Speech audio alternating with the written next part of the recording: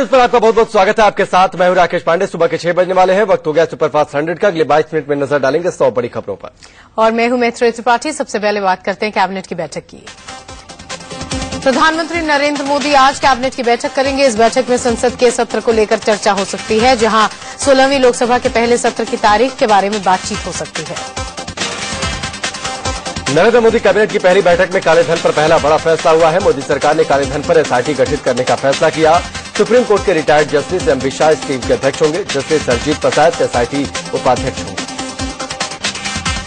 श्री नरेंद्र मोदी की अगुवाई में सरकार की कैबिनेट की पहली मीटिंग थी, तो विदेशों में जमा ब्लैक मनी के बारे में सार्थक कार्रवाई करने के लिए हमने सुप्रीम कोर्ट के आदेश के आलोक में एसआईटी को कॉन्स्टिट्यूट किया है। काले धन के लिए गठित एसआईटी में सीबीआई, डीआरआई और आईबी के प्रमुखों को भी शामिल किया गया। ये सभी इस टीम के सदस्य होंगे। काले धन मामले पर एसआईटी गठन का बाबा रामदेव ने स्वागत किया है। बाबा रामदेव ने कहा कि मोदी ने जो वादा किया था उसे निभाया है। वहीं वरिष्ठ अधिवक्ता राम जेठमलानी ने इस फैसले की तारीफ की।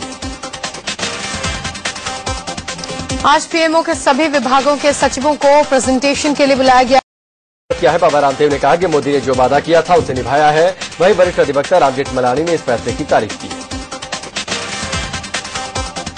आज पीएमओ के सभी विभागों के सचिवों को प्रेजेंटेशन के लिए बुलाया गया है। अलग अलग मंत्रालयों के सचिव 10 बजे सुबह से मोदी के सामने अपना प्रेजेंटेशन देंगे। मोदी सरकार के पहले दिन विवाद की भी शुरुआत हो गई। पीएमओ में राज्य मंत्री डॉक्टर जितेंद्र सिंह ने कहा कि जम्मू कश्मीर में धारा 370 की व्यवस्था को कायम रखना सही नहीं और प्रधानमंत्री अनुच्छेद 370 पर बहस चाहते हैं। अनुच्छेद 370 के कारण प्रदेश जम्मू कश्मीर का लाभ कम नुकसान अधिक हुआ है। प्रधानमंत्री आदरणीय श्री नरेंद्र मोदी जी ने ये कहा है कि इसके ऊपर एक चर्चा की जा सकती है, इसके ऊपर बहस की जाती है। इस बयान पर जम्मू कश्मीर के मुख्यमंत्री उमर अब्दुल्ला ने कड़ा विरोध दर्ज किया। उन्होंने ट्वीट किया है कि अच्छा, तो पीएमओ में नए राज्य मंत्री ने कहा है कि अनुच्छेद 370 को हटाने की प्रक्रिया और इस पर चर्चा शुरू हो गई है। वाकई क्या तेज शुरुआत है। मेरे शब्द याद रखिएगा कि अगर अनुच्छेद 370 को जम्मू कश्मीर से हटाया गया तो या तो जम्मू कश्मीर भारत का हिस्सा नहीं रहेगा या फिर अनुच्छेद 370 कायम रहेगा। अनुच्छेद 370 पर पीडीपी नेता महबूबा मुफ्ती ने कहा कि यह दुर्भाग्यपूर्ण है कि एक मंत्री जो जम्मू कश्मीर से संबंध रखता है वो इस तरह की बयानबाजी करता है।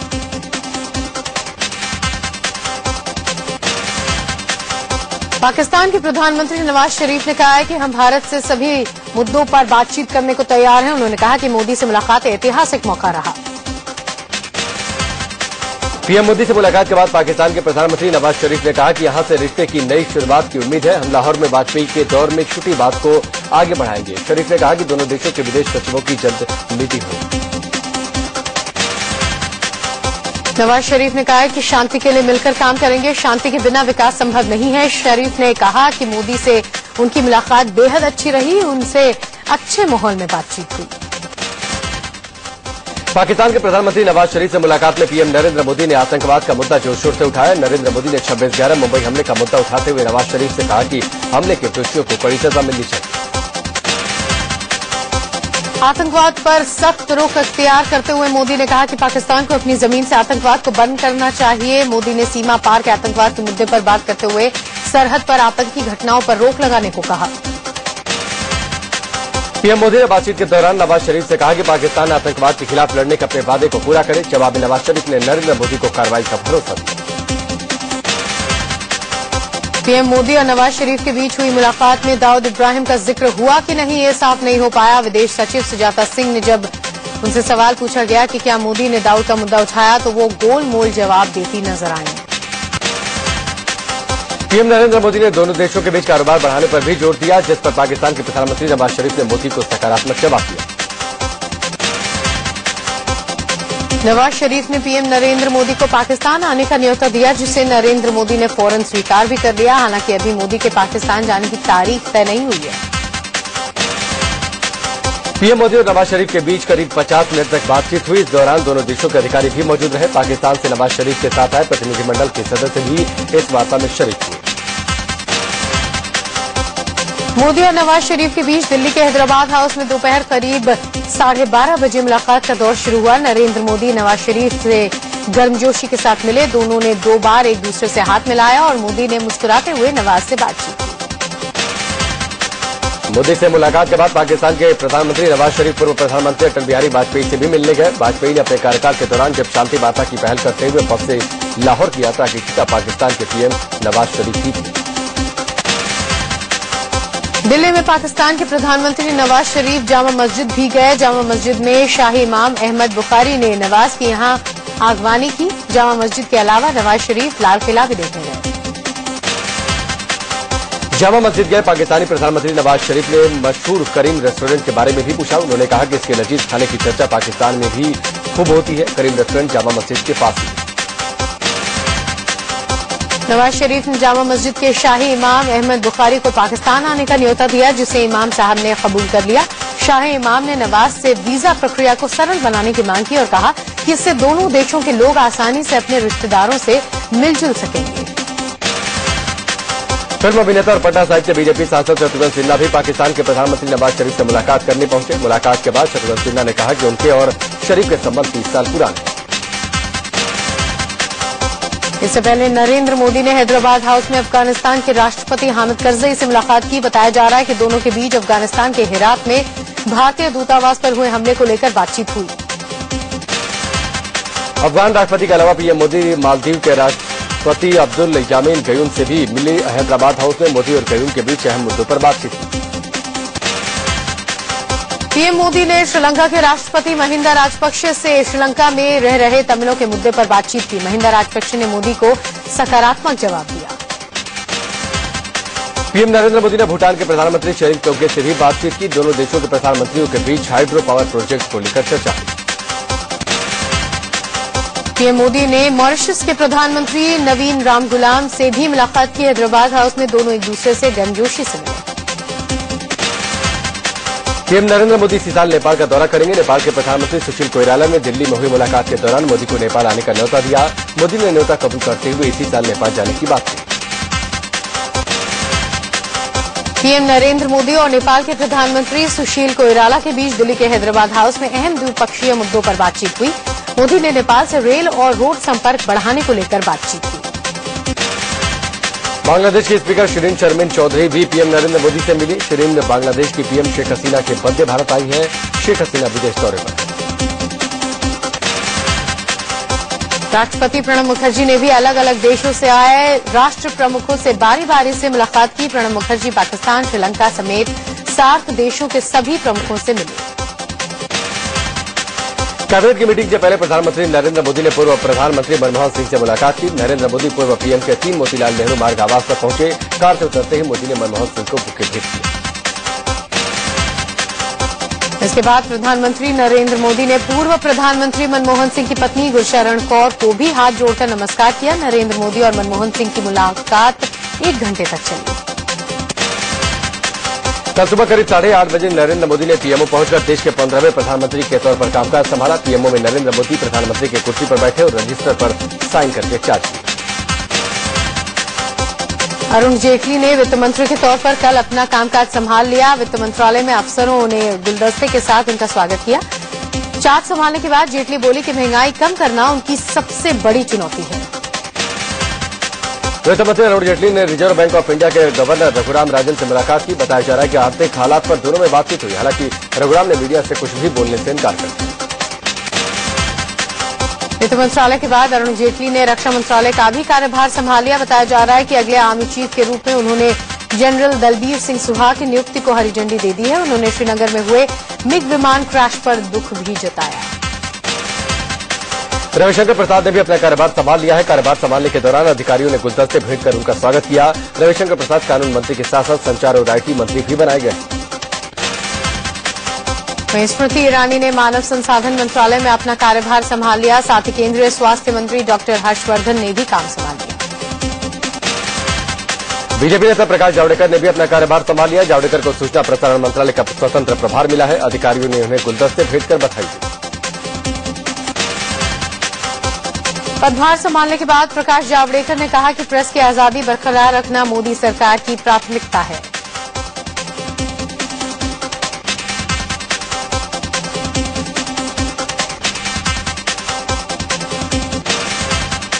पेट्रोलियम और नेचुरल गैस मंत्री धर्मेंद्र प्रधान ने भी कल अपना कार्यभार संभाल लिया। प्रधान को स्वतंत्र प्रभार का राज्य मंत्री बनाया गया है।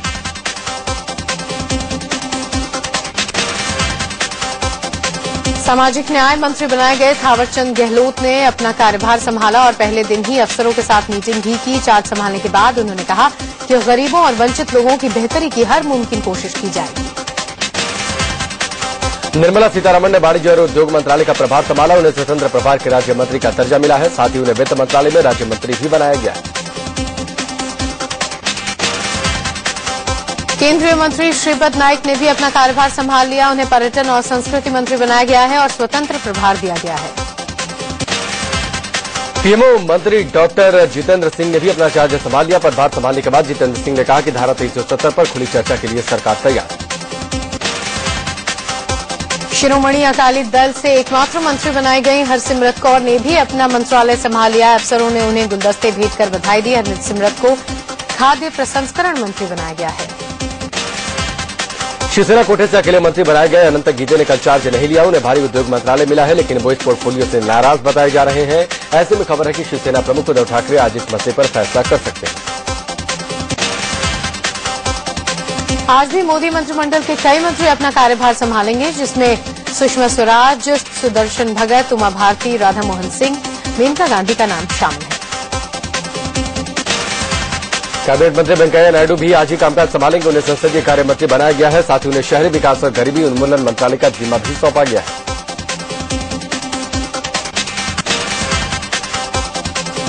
परिवहन और जहाजरानी मंत्री बनाए गए नितिन गडकरी आज अपना चार्ज नहीं संभालेंगे। वो कल यानी गुरुवार को मंत्रालय जाकर कामकाज संभालेंगे।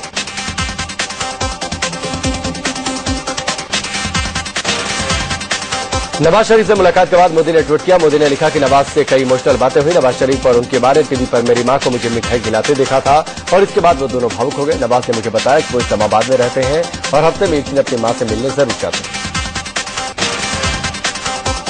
केंद्रीय परिवहन राज्य मंत्री और फरीदाबाद से बीजेपी सांसद कृष्णपाल गुर्जर को उनके समर्थकों ने दिल्ली फरीदाबाद बॉर्डर पर जोरदार स्वागत किया।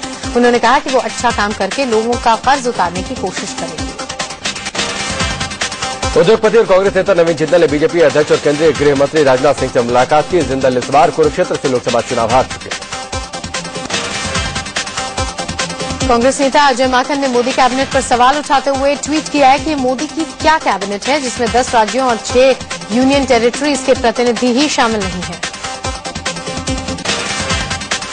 कांग्रेस नेता राजीव शुक्ला ने ट्वीट कर कहा कि मोदी को अपने शपथ ग्रहण समारोह में नवाज शरीफ के साथ साथ सरबजीत, हेमंत करकरे, विजयंत थापर, विजय सालस्कर, हेमराज और करगिल के अन्य शहीदों के परिजनों को भी बुलाना चाहिए। राजस्थान के कोटा में रिश्वत लेने और दलाली के मामले में पुलिस ने समाजवादी पार्टी की नेता फरहीन खान और उनके पति को गिरफ्तार कर लिया है। आरोपी महिला नेता कोटा से लोकसभा चुनाव लड़ चुकी हैं। कभी प्रधानमंत्री नरेंद्र मोदी को अपने हाथ का खाना खिलाने वाले हरियाणा प्रदेश बीजेपी कार्यालय के रसोइये की इच्छा है कि वो फिर उनके लिए खाना बनाए। झज्जर रैली में मोदी ने इसी रसोइये को गले से लगा लिया था। दिल्ली हाईकोर्ट की लताड़ के बाद आखिरकार आम आदमी पार्टी के नेता अरविंद केजरीवाल ने पर्सनल बॉन्ड भर दिया है, जिसके बाद उनकी रिहाई हो गई। पर्सनल बॉन्ड उनके वकील ने पटियाला हाउस कोर्ट में जमा किया। पटियाला हाउस कोर्ट ने केजरीवाल को जेल भेजा था, जिसे दिल्ली हाईकोर्ट में चुनौती दी गई थी, लेकिन हाईकोर्ट ने साफ कर दिया कि रिहाई चाहिए तो पर्सनल बॉन्ड भरना ही होगा। इसके बाद जेल जाकर वकील ने केजरीवाल से पर्सनल बॉन्ड भरवाया। दिल्ली हाईकोर्ट ने सुनवाई के दौरान कहा था कि बॉन्ड का मसला बेहद छोटा था, लेकिन केजरीवाल ने इसे बेवजह प्रतिष्ठा का सवाल बना दिया। हाईकोर्ट ने दो टूक कहा कि केजरीवाल को रिहाई चाहिए तो बॉन्ड भरना होगा और आखिरकार उन्होंने यही किया। नितिन गडकरी मानहानि केस में पटियाला हाउस कोर्ट ने पर्सनल बॉन्ड नहीं भरने पर केजरीवाल को 21 जून को जेल भेजा था। वो अंडरटेकिंग पर अड़े थे, लेकिन अब जब हाईकोर्ट ने भी लताड़ लगाई तो केजरीवाल ने बॉन्ड भर दी। उधर दिल्ली हाईकोर्ट ने केजरीवाल की अर्जी पर कैबिनेट मंत्री नितिन गडकरी को नोटिस भेजा। साथ ही दिल्ली सरकार से भी जवाब मांगा गया। इस अर्जी पर अब 31 मई को सुनवाई होगी। आम आदमी पार्टी के नेता मनीष सिसोदिया और गोपाल राय की मुश्किलें भी बढ़ने वाली हैं। दोनों को पटियाला हाउस कोर्ट ने अवमानना का नोटिस भेजा है। केजरीवाल की न्यायिक हिरासत में भेजे जाने के फैसले पर इन दोनों ने टिप्पणी की थी। दरअसल जब पटियाला हाउस कोर्ट ने केजरीवाल को जेल भेजा था तो उनके अहम सहयोगियों मनीष सिसोदिया और गोपाल राय ने फैसले पर सवाल उठाए थे। इन दोनों की टिप्पणियों पर कोर्ट ने नोटिस भेजा, जिसकी सुनवाई जुलाई में होगी। बीएमसी ने मुंबई के कैंपाकोला सोसाइटी में रहने वाले 93 अवैध फ्लैट मालिकों को 31 मई तक मकान खाली करने का नोटिस दिया है। बीएमसी ने सुप्रीम कोर्ट के आदेश पर यह नोटिस जारी किया। वहीं इस नोटिस के बाद अब कैंपाकोला में रहने वाले लोगों ने देश के नए प्रधानमंत्री नरेंद्र मोदी तक अपनी फरियाद की है। पीड़ितों के मुताबिक उनकी इस मुसीबत में अब नरेंद्र मोदी का सहारा मात्र ही बचा है। दिल्ली में जनता दल यूनाइटेड के शीर्ष नेताओं की बैठक बुलाई गई है। बैठक में लोकसभा चुनाव में खराब प्रदर्शन पर मंथन किया जाएगा और आगे की रणनीति पर विचार किया जाएगा। जेडीयू की इस बैठक में पार्टी अध्यक्ष शरद यादव, पूर्व प्रधान मुख्यमंत्री नीतीश कुमार समेत पार्टी के महासचिव और उपाध्यक्ष शिरकत करेंगे। इस बैठक में जेडीयू के राज्यसभा सदस्यों के साथ साथ युवा और छात्र शाखाओं के प्रमुखों को भी बुलाया गया है। नरेंद्र मोदी के मंत्रिमंडल में जगह पाने वाले किरेन रिजिजू ने खुशी जाहिर की है। रिजिजू ने कहा कि उनका अगला लक्ष्य अरुणाचल के विकास के लिए काम करना है। Certain programs for developmental activities also. For example, Border Area Development Program, BADP. This is one of the major developmental package for the border areas, right from Ladakh, Arunachal and all the border areas of the country. And it has a huge, fund allocated for that purpose. Arunachal के CM Nabam Tuki ने किरेन रिजिजू को राज्यमंत्री बनने पर बधाई दी। नबाम तुकी ने उम्मीद जताई कि रिजिजू प्रदेश की बेहतरी के लिए हर मुमकिन कोशिश करेंगे। अरुणाचल के सीएम नबाम तुकी ने किरेन रिजिजू को राज्यमंत्री बनने पर बधाई दी। नबाम तुकी ने उम्मीद जताई कि रिजिजू प्रदेश की बेहतरी के लिए हर मुमकिन कोशिश करेंगे। Extend my heartiest congratulations to the Prime Minister and Ministers, especially for Kiren Rijiju. This morning I met him and extend my heartiest congratulations. Delhi में बार काउंसिल के बाहर नॉर्थ ईस्ट के लोगों ने प्रदर्शन किया। दरअसल 30,000 करोड़ के बाहर नॉर्थ ईस्ट की महिला वकील के पर कुछ वकीलों ने नस्लीय टिप्पणी की थी, जिसके विरोध में नॉर्थ ईस्ट के लोगों ने प्रदर्शन किया। जम्मू कश्मीर के श्रीनगर में एयरफोर्स का विमान MiG-21 हादसे का शिकार हो गया। हादसे में विमान के पायलट की मौत हो गई। वायुसेना ने जांच के आदेश दे दिए हैं।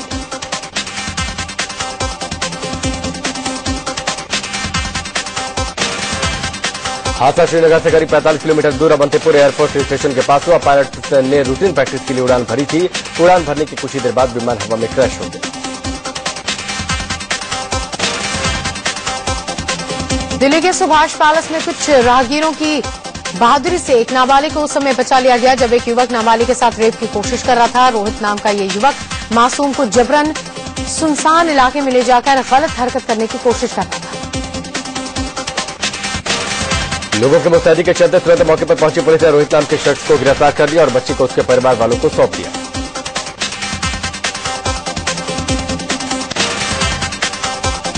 यूपी की राजधानी लखनऊ में बेखौफ बदमाशों ने एक महिला की गला रेत कर हत्या कर दी। पुलिस ने महिला के शव के पास से वो चाकू बरामद किया है जिससे उसकी हत्या की गई। घर वालों ने हत्या का आरोप महिला के पति पर लगाया है।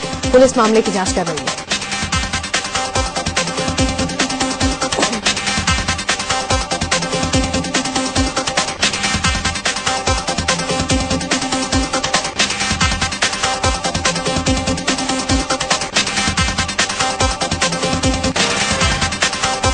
दिल्ली के बेलापुर पुलिस स्टेशन में एक लड़के की पुलिस कस्टडी में मौत हो जाने पर नाराज लोगों ने थाने में हंगामा किया। मामले को तूल पकड़ता देख पुलिस ने 6 पुलिसकर्मियों पर किडनैपिंग और हत्या का केस दर्ज कर गिरफ्तार कर लिया।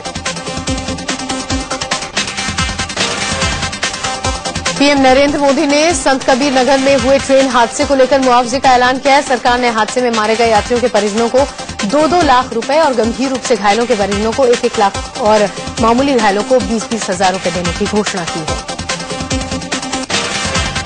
संत कबीर नगर में हुए ट्रेन हादसे के मुआयने के लिए पीएम मोदी ने 2 मंत्रियों को भी मौके पर भेजा। इनमें से कैबिनेट मंत्री कलराज मिश्र और दूसरे रेल राज्य मंत्री मनोज सिन्हा।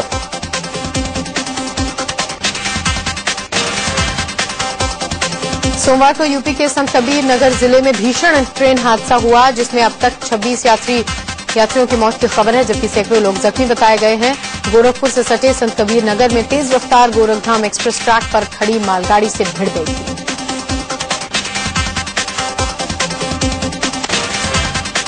संत कबीर नगर में हुए भीषण हादसे में ट्रेनों की आवाजाही बुरी तरह से प्रभावित हुई जिससे हजारों यात्रियों को परेशानी का सामना करना पड़ रहा है। गोरखपुर से जाने वाली 41 ट्रेनों के रूट बदले गए हैं जबकि 24 ट्रेनों को रद्द कर दिया गया। लखनऊ में यूपी सरकार के कैबिनेट मंत्री शिवपाल सिंह यादव औचक निरीक्षण करने राजस्व परिषद के ऑफिस पहुंच गए। उन्होंने समय से नहीं आने के लिए कई अधिकारियों को फटकारा। शिवपाल ने कई रजिस्टर भी जब्त कर लिए।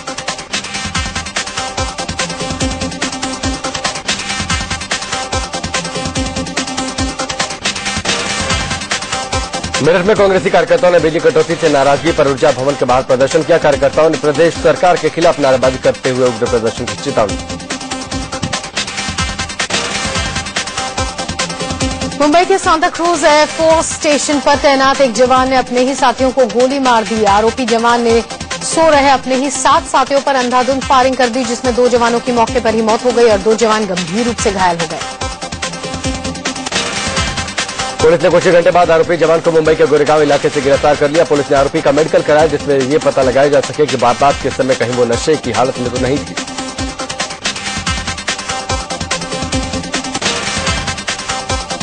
कई दिनों की तेजी के बाद मंगलवार को शेयर बाजार में गिरावट दर्ज की गई। मंगलवार को सेंसेक्स 167 अंकों के गिरावट के साथ 24,549 पर बंद हुआ, तो निफ्टी 41 अंकों की गिरावट के साथ 7,318 पर बंद हुआ।